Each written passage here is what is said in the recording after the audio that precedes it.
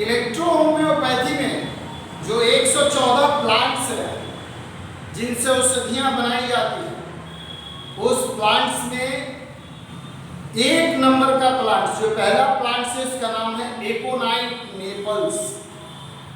यह औषधि जो है, इसको पहाड़ी तराई के नीचे भारत में, अफ्रीका में और बहुत सारे देशों में पाया जाता है।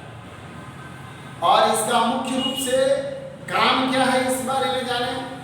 एकोनाइट नेपल्स केंद्रीय नाड़ी संस्थान और हृदय गति पर इसका विशेष प्रभाव होने के चलते यह औषधि रक्तचाप को कम कर देता है, जिसका मुख्य फायदा सर्दी, खांसी, बुखार, दम्मा में अत्यधिक इसका लाभ होता है। एकोनाइट नेपल्स औषधि का यह मुख्य रूप से जो प्रभाव है, यह केंद्रीय नाड़ी संस्थान और हृदय पर होता है।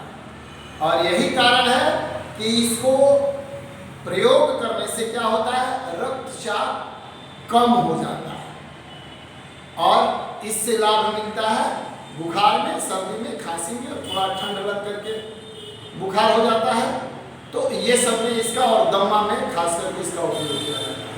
ये पहली औषधि 114 प्लांट में मैंने आपको बताया और इसका मुख्य सारांश बताया।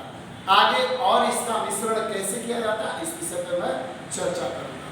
तब तक के लिए आप इंतजार करिए हमारे दूसरे औषधि। धन्यवाद।